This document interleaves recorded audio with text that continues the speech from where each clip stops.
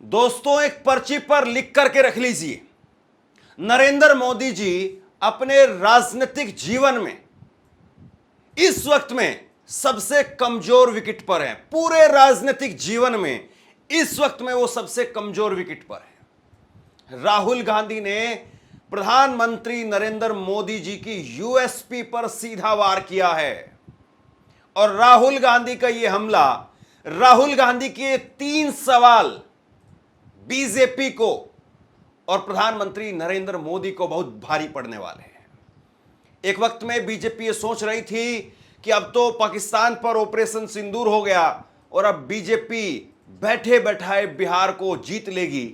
लेकिन अब बिहार छोड़िए, सब कुछ छोड़िए, नरेंद्र मोदी कैसे जवाब देंगे, यह इस वक्त में सबसे बड़ा सवाल है। राहुल गांधी ने प्रधानमंत्री नरेंद्र मोदी की 23 सेकंड की, महज 23 सेकंड की एक वीडियो क्लिप साझा की और इसमें वो पाकिस्तान को लेकर के बोलते हुए सुनाई दे रहे हैं और राहुल गांधी ने इसी को लेकर के सीधे तौर पर प्रधानमंत्री नरेंद्र मोदी को कटघरे में खड़ा कर दिया। राहुल गांधी ने जो ट्वीट किया है वो आप अपनी स्क्रीन पर देखिए। 6:51 पर शाम को 22 तारीख को राहुल गांधी ने 22 अप्रैल यानी 22 मई यानी कल के दिन राहुल गांधी ने ट्वीट किया, मोदी जी खोखले भाषण बंद कीजिए, सिर्फ इतना बताइए। सवाल नंबर 1, आतंकवाद पर आपने पाकिस्तान की बात पर भरोसा क्यों किया? यह बहुत महत्वपूर्ण सवाल है और इस सवाल के मायने क्या है कुछ देर बाद में। दूसरा सवाल, ट्रंप के सामने झुक करके भारत के हितों की कुर्बानी क्यों दी? यह बहुत बड़ा सवाल और चुभता हुआ सवाल। तीसरा सवाल, आपका खून सिर्फ कैमरे के सामने ही क्यों गर्म होता है? और आखिरी की लाइन इन तीनों सवालों पर भारी पड़ रही है। आखिरी की लाइन सबसे बड़ी लाइन है और आखिरी की लाइन यह बताती है कि राहुल गांधी अब इसी लाइन पर चलने वाले हैं, इसी लाइन पर, इसी पिच पर प्रधानमंत्री नरेंद्र मोदी को घेर कर लाने वाले हैं। और आखिरी की लाइन है, आपने भारत के सम्मान से समझौता कर लिया। यह प्रधानमंत्री नरेंद्र मोदी के बारे में राहुल गांधी कह रहे हैं। इन राहुल गांधी के इस ट्वीट को डिकोड करने का काम करूंगा कुछ देर में, लेकिन जरा आप सुनिए 23 सेकंड की क्लिप जो राहुल गांधी ने प्रधानमंत्री नरेंद्र मोदी की 12 मई को जब प्रधानमंत्री नरेंद्र मोदी देश के सामने संबोधन के लिए आए थे तो उस वक्त में उन्होंने कहा था। और इसमें 23 सेकंड का वो वाक्य जो अब राहुल गांधी ने उठा लिया और राहुल गांधी ऐसा लगता है कि इससे चिपक गए हैं। और राहुल गांधी जब जब जिस मुद्दे पर चिपके हैं उस मुद्दे पर बीजेपी बैकफुट पर आई है और प्रधानमंत्री नरेंद्र मोदी को झुकना पड़ा है। क्या कहा है इसमें प्रधानमंत्री ने? प्रधानमंत्री 23 सेकंड में कहते हुए सुनाई दे रहे हैं कि पाकिस्तान की तरफ से कहा गया कि अब वो आतंकवाद नहीं फैलाएगा, वो कोई सैन्य गतिविधियां नहीं करेगा और इसी को लेकर के भारत ने भी विचार किया। राहुल गांधी कह रहे हैं कि पाकिस्तान ने कह दिया और आपने मान लिया। पाकिस्तान की बात पर इतना भरोसा, यही सबसे बड़ी चीज है। पाकिस्तान की तरफ से जब ये कहा गया कि उसकी ओर से आगे कोई आतंकी गतिविधि और सैन्य दुस्साहस नहीं दिखाया जाएगा, तो भारत ने भी उस पर विचार किया। राहुल गांधी इन 3 सवालों को, प्रधानमंत्री नरेंद्र मोदी की इस बात को, उनके द्वारा देश के नाम संबोधन में ये भाषण के अंश को यकीन मानिए अब बहुत लंबा खींचने वाले हैं और राहुल गांधी प्रधानमंत्री नरेंद्र मोदी की इसी बात को अब घर घर तक पहुंचाएंगे और लोगों से पूछेंगे। और उससे भी पहले उन्होंने कांग्रेस के लिए, कांग्रेस के नेताओं के लिए भी सीधे तौर पर मैसेज दे दिया है कि इसी एक लाइन पर टिक जाइए। भारत के सम्मान से समझौता कर लिया मोदी ने, यह लाइन बहुत बड़ी है और इसी लाइन पर राहुल गांधी अब पूरा नैरेटिव बनाने वाले हैं। इसी लाइन पर वो पूरी राजनीति को खींच करके लाएंगे। देखिए, जातीय जनगणना, जातीय जनगणना, जातीय जनगणना, राहुल गांधी बार बार इस बात को कहते रहे, और राहुल गांधी जितनी बार इस बात को कहते थे उतनी बार, चाहे वो पत्रकार हो, चाहे वो कांग्रेस के अंदर के नेता हो, वो ये कहते रहे कि राहुल गांधी बेफिजूल का एक मुद्दा उठा रहे हैं, इससे कुछ होने वाला नहीं है। ना बीजेपी कभी करने वाली है, ना आरएसएस कभी करने वाली है। बीजेपी और आरएसएस की विचारधारा में जातिगत जनगणना का मुद्दा फिट नहीं होता है। लेकिन राहुल गांधी ने न केवल उस मुद्दे को अलग अलग मंचों से उठाने का काम किया, बल्कि बीजेपी को, प्रधानमंत्री नरेंद्र मोदी को मजबूर होना पड़ा यह घोषणा करने के लिए कि वो जातिगत जनगणना करा रहे हैं। अब सोचिए कि राहुल गांधी ने प्रधानमंत्री को इस मुद्दे पर घेर लिया है कि आपने भारत के सम्मान के साथ में समझौता किया, आपने पाकिस्तान की बात पर, आतंकवाद की बात पर भरोसा कैसे कर लिया कि पाकिस्तान अब आगे आतंकवाद नहीं फैलाएगा, इस बात पर भरोसा कैसे कर लिया। दोस्तों, मैं कल की खबर आपको बता रहा हूं, कल भी हमारा एक जवान शहीद हुआ है। बताइए आप, ये क्या हो रहा है?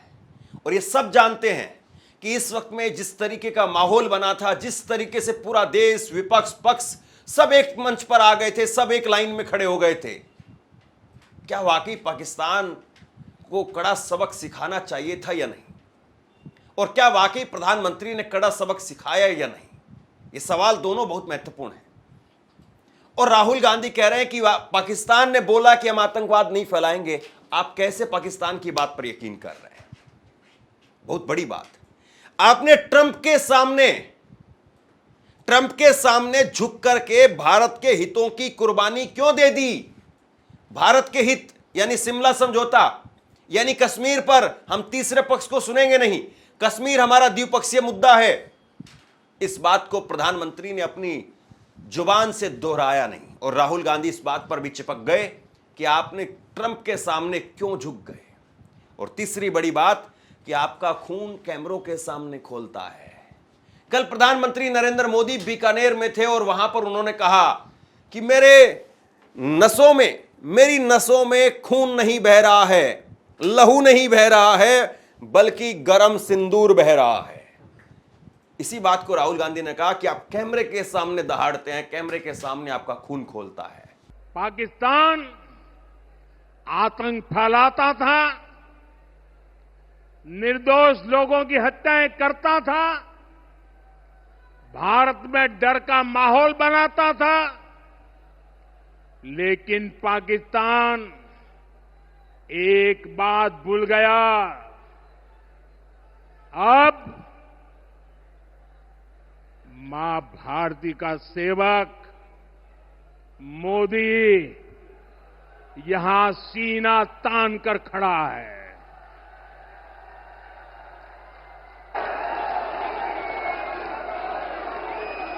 मोदी का दिमाग ठंडा है, ठंडा रहता है, लेकिन मोदी का लहू गर्म होता है।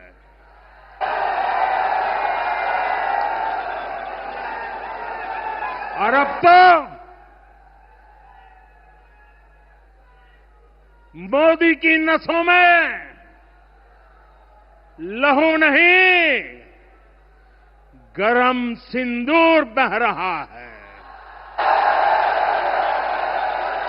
बीकानेर में कल ही प्रधानमंत्री ने इस बात को कहा और उसके बाद में कांग्रेस के अध्यक्ष, राजस्थान कांग्रेस के अध्यक्ष गोविंद डोटासरा, उन्होंने कहा कि प्रधानमंत्री ने कहा कि उनकी नसों में खून नहीं है। तो डोटासरा इस पर चुटकी लेते हैं कि सही कहा मोदी जी ने कि खून नहीं है। अगर खून होता नसों में तो ट्रंप के सामने ट्रंप की चौधराहट को, ट्रंप के चौधरी बनने को स्वीकार नहीं करते। यह बहुत बड़ी बात कह दी उन्होंने। और राजस्थान की धरती से ही प्रधानमंत्री ने एक संदेश दिया और राजस्थान के ही प्रदेश अध्यक्ष कांग्रेस के ने, उन्होंने मोदी जी की बात को काट दिया। मेरे शरीर के अंदर खून नहीं है, वो तो मान पे लीवे रो ठीक है, नई चीज बताओगा। अगर खून होता तो प्रधानमंत्री जी ट्रंप चौधर करके नहीं जाता। आज मोदी जी आए, मुझे तो आश्चर्य हुआ कि एक देश का प्रधानमंत्री इतना जुमलेबाज कैसे हो सकता है, इतना झूठा कैसे बोल सकता है। और डायलॉग टेलीप्रॉम्प्टर से डायलॉग लिख करके ले आते हैं, टेलीप्रॉम्प्टर से ठोक देते हैं। मेरे क्या बोला बताऊं, थोड़ा बताऊं। मेरे शरीर के अंदर खून नहीं है, वो तो मान पे ली बेरो थे कि नई चीज बताओगा। अगर खून होता तो प्रधानमंत्री जी ट्रंप चौधर करके नहीं जाता। इंडिया की चौधर ट्रंप कैसे कर सकता है।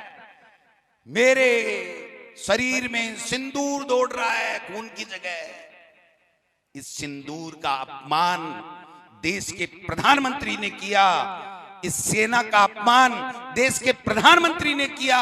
सीज फायर करा करके देश के प्रधानमंत्री जी ने पूरी देश और दुनिया में हमारा नाम खराब करने का काम किया है। आज सेना का खून खोल रहा है। वो कह रही है हमें वो ताकत है कि हम 48 घंटे के अंदर पाकिस्तान को सबक सिखा सकते हैं। कुल मिलाकर के बात यह है कि अब बीजेपी प्रधानमंत्री नरेंद्र मोदी वो एक बहुत कमजोर विकेट पर आ गए हैं, और ऐसा कमजोर विकेट जिस पर वो खेलने के आदी नहीं है, जिसको सबसे मजबूत मानते थे, अब वही उनके लिए सबसे कमजोर साबित होने जा रहा है। और यहां पर उछलती हुई बॉल आएंगी, और उछलती हुई बॉल का सामना क्या प्रधानमंत्री कर पाएंगे। कांग्रेस की तरफ से लगातार प्रेस कॉन्फ्रेंस की जा रही है, और कांग्रेस की तरफ से प्रेस कॉन्फ्रेंस करते हुए कर्नल रोहित चौधरी ने कहा कि प्रधानमंत्री मोदी को इंदिरा गांधी जैसी ताकत दिखाते हुए ट्रंप को जवाब देना चाहिए था, कहना चाहिए था कि हमें मध्यस्थता मंजूर नहीं है, हम खुद अपने फैसले लेंगे। विदेश मंत्री ने कहा कि हम ऑपरेशन सिंदूर से पहले पाकिस्तान को बता देते हैं। अगर हिम्मत है, इंदिरा गांधी जी जितनी हिम्मत दिखाना चाहते हो, जो रिचर्ड निक्सन को कहकर आ गई थी। रिचर्ड निक्सन ने कहा था कि आप अगर पाकिस्तान पर अटैक करेंगे तो हम आपको नहीं छोड़ेंगे। इंदिरा गांधी जी ने उस समय कहा था कि हम अपने देश का फैसला और अपनी सरहदों का फैसला खुद कर सकते हैं। एनएसए उस समय के हेनरी किसिंगर, उन्होंने इंदिरा गांधी जी से जब पूछा कि मैडम आप कहीं उनके ऊपर इतने हार्श तो नहीं थे, तो कहने लगे, कहते ऐसा है कि अब वो समय चला गया जब 3 से 4 हजार किलोमीटर दूर बैठे हुए लोग हमारे सरहदों का, हमारी सुरक्षा का फैसला किया करते थे। आज भी हमारी रीढ़ की हड्डी स्ट्रेट है और हम अपने फैसले लेने के लिए खुद सक्षम है। आज मैं जानना चाहता हूं मोदी जी, आपकी रीढ़ की हड्डी कहां पर है? आप क्यों नहीं स्ट्रैंड स्टेट कर रहे? क्यों इस तरह का सीज फायर आपने एक्सेप्ट किया? थर्ड पार्टी की मीडिएशन को एक्सेप्ट किया। 1971 का जो शिमला एग्रीमेंट था उसको वायलेट किया। आपसे सीधे सीधे सवाल करना चाहते हैं कि क्या आपने हमारे देश के जो बायलैटरल मसले थे उसके अंदर थर्ड पार्टी की जो इंटरफेरेंस है उसको बर्दाश्त किया? मोदी जी, आप यूएस प्रेसिडेंट ट्रंप की बार बार कहने 5-6 बार वो कहते हैं कि मैंने कहा कि let's do some trade. Off Sindoor नाम रखा गया था। महिलाओं की ताकत होती है और पुरुषों का रक्षा कवच होता है, उसका आपने सौदा किया। आपने हमारे को और पाकिस्तान को एक ही तराजू के अंदर तुलवा दिया। पाकिस्तान जो फेल्ड स्टेट है, रोग स्टेट है, आपने हमारे देश की मान और मर्यादा को कम करने का काम किया है। आप इंदिरा जी जितनी ताकत दिखाइए, यूएस प्रेसिडेंट ट्रंप को कहिए आपने मीडिएशन नहीं कराई, हमें मीडिएशन मंजूर नहीं है, हमें ये सीज फायर आपके द्वारा कराया हुआ मंजूर नहीं है, हम अपने फैसले खुद लेंगे। अब जिस तरीके से ये पूरा मामला निकलता हुआ सामने आ रहा है, इसमें जाहिर सी बात है बीजेपी फंस गई है। और बीजेपी कैसे लोगों को ये कन्विंस करेगी कि हमने पाकिस्तान की बात पर यकीन नहीं किया। ये बात सही है कि प्रधानमंत्री नरेंद्र मोदी, पूरी आईटी सेल, वो ये साबित करने में लग जाएंगे कि पाकिस्तान तो मोदी के सामने थर-थर कांपता है। अब हो सकता है कि प्रधानमंत्री के सामने पाकिस्तान थर-थर कांपता हो, और भारत का कोई भी प्रधानमंत्री रहा हो कभी भी किसी भी वक्त में, उसके सामने पाकिस्तान थर-थर कांपा ही है। क्योंकि वो प्रधानमंत्री इंडिविजुअल नहीं होता है, वो सबका होता है, पूरे देश का होता है। और पाकिस्तान भी ये बखूबी जानता है कि भारत के प्रधानमंत्री को कभी भी कमतर नहीं आंक सकता है। लेकिन इस वक्त में जो लोगों के जहन में सवाल था, इस वक्त में लोगों के जहन में जो बातें चल रही थी, राहुल गांधी ने उसको पुश करके एक प्लेटफॉर्म पर खड़ा कर दिया है। और बात केवल अभी नहीं है, राहुल गांधी जैसे ही जाएंगे पब्लिक में, उसके बाद में जब मंच पर बोलने लगेंगे तो सोचिए किस तरीके से बोलेंगे। अंबानी अडानी, अंबानी अडानी, अंबानी अडानी, अंबानी अडानी। राहुल गांधी ने कैसेट चलाई, और इस कैसेट का नतीजा यह है कि मोदी जी अंबानी और अडानी के साथ दिखने बंद हो गए। इस कैसेट का ही नतीजा है कि एक बार प्रधानमंत्री नरेंद्र मोदी ने खुद कह दिया कि ये कौन से ट्रक में भर करके कांग्रेस को पैसा दे करके आते हैं। उनको कहना पड़ा इस बात को।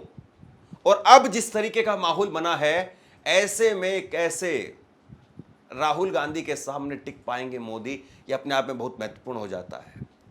कर्नल रोहित चौधरी की तरफ से कहा गया कि पहलगाम का हमला पूरी तरह से गृह मंत्रालय की विफलता है, फौज की नहीं। गृह मंत्रालय यानी अमित शाह को इस फेलियर की जिम्मेदारी लेनी होगी। जहां तक बात है सिक्योरिटी फेलियर, ये 22 अप्रैल का जो पहलगाम का हमला था, वहां पर ना तो कोई सिक्योरिटी पोस्ट थी, ना कोई चेक पोस्ट थी, ना कोई पिकेट थी, ना कोई सिपाही था, ना पैरामिलिट्री फोर्सेस थी। ऐसा हमने कभी नहीं देखा। जेएनके के चप्पे चप्पे के ऊपर फौज की या किसी की डिप्लॉयमेंट रहती है। और ये मैं आपको यहां से बताना चाहता हूं कि ये गलतफहमी में ना रहे कि ये फौज की डिप्लॉयमेंट थी। ये जो जितने भी शहर हैं, श्रीनगर, पहलगाम, पुलवामा, अनंतनाग, अनवंतीपुर, ये सारे के सारे मिनिस्ट्री ऑफ होम की सिक्योरिटी के अंदर है। जो सिक्योरिटी है, पुलिस, पैरामिलिट्री, सब कुछ एमएचए के अंडर है। तो ये पूरी की पूरी जिम्मेदारी एमएचए की थी, फौज की नहीं थी। और उस समय पर वहां पर कोई भी डिप्लॉयमेंट नहीं थी। और मेरे 28 साल के फौज के करियर में, और मैंने जो 40 साल की जो मिलिटेंसी जेएंडके की देखी है, उसको देखते हुए, और वर्ल्ड की सारी मिलिटेंसी जो देखी है, उसके अंदर जो टेररिस्ट हैं वो 1 से 1.5 मिनट के अंदर फटाफट आते हैं, 1-2 मिनट के अंदर अटैक करते हैं और अपना जाने का सेफ रास्ता ढूंढकर पहले से ही रखते हैं और इमीडिएटली निकल जाते हैं। लेकिन मैं हैरान हूं इस बात के लिए कि वहां पर 40 मिनट तक एक एक आदमी को चुन चुन कर मारा जाता है, और उसके बाद 1.5 घंटे तक कोई रीइंफोर्समेंट नहीं आती है, कोई क्यूआरटी नहीं आती है, कोई नहीं आता है। तो बहुत बड़ा एक ये फेलियर है, सिक्योरिटी का फेलियर है। ऐसा लगता है कि राहुल गांधी ने पहले पूरा इंतजार किया है। प्रधानमंत्री नरेंद्र मोदी अगर कल बीकानेर में जाकर के सेना के नाम पर, सिंदूर के नाम पर, पाकिस्तान के नाम पर भाषण शायद नहीं देते, तो राहुल गांधी अभी और इंतजार करते। लेकिन इस वक्त में जब हमारा डेलीगेशन जा रहा है, अलग अलग देशों में हमारा अलग अलग डेलीगेशन जा रहा है, और उस वक्त में प्रधानमंत्री यहां पर ऑपरेशन सिंदूर के नाम पर राजनीतिक पॉइंट स्कोर करने में लगे, तो ऐसे में विपक्षी पार्टियां भला कहां पीछे रहने वाली है। राहुल गांधी ने ऐसे में मोर्चा खोल दिया और उन्होंने अभी सिर्फ ट्वीट किया है। और राहुल गांधी के एक ट्वीट का नतीजा यह है कि तमाम जगह पर इस ट्वीट को, इस हेडलाइन को दिखाया जाने लगा है। अब यही है इंतजार कि कब जो है वो इस ट्वीट को उल्टा करके, घुमा करके, तरोड़ मरोड़ करके खबरें बनाई जाए। और आज की सारी खबरें, अब सारी हेडलाइन और सारा मीडिया अटेंशन राहुल गांधी पर होने वाला है कि किस तरीके से राहुल गांधी की बात को काटा जाए। लेकिन राहुल गांधी का वही ट्रैक रिकॉर्ड, राहुल गांधी का वही इतिहास कि वो अगर अंबानी अडानी पर खड़े हुए तो अंबानी अडानी पर ऐसे खड़े हुए कि पूरी सरकार को पीछे हटा दिया। जातीय जनगणना पर खड़े हुए तो जातीय जनगणना पर प्रधानमंत्री को पीछे हटना पड़ा, स्वीकार करना पड़ा। जिस भी बड़े मुद्दे पर राहुल गांधी चिपक गए, उस मुद्दे पर बीजेपी को उन्होंने बैकफुट पर धकेल दिया। और यह मुद्दा, ये बीजेपी की एक तरीके से यूएसपी है। बीजेपी ये मान करके चलती है कि हां, सेना के बारे में, शहीदों के बारे में, सेना के सम्मान के बारे में हमसे बड़ा कोई हकदार नहीं है। लेकिन अगर आपकी हकदारी पर इतना बड़ा सवाल खड़ा कर दिया तो फिर आप कहां पर बचेंगे। कुल मिलाकर के राहुल गांधी का एक ऐसा धमाका, राहुल गांधी ने एक ऐसा तीर छोड़ दिया है जिसको बीजेपी अब कैसे लपकेगी और बीजेपी उसका कैसे जवाब देगी, यह अपने आप में बहुत बड़ा सवाल है। इस मामले पर जैसे ही कोई बड़ी अपडेट निकल करके सामने आती है, तुरंत आपके सामने पेश करूंगा। इस खबर को शेयर कीजिए, लोगों तक पहुंचाइए, और आप क्या सोचते हैं नीचे कमेंट बॉक्स में लिख करके जरूर बताइए। धन्यवाद।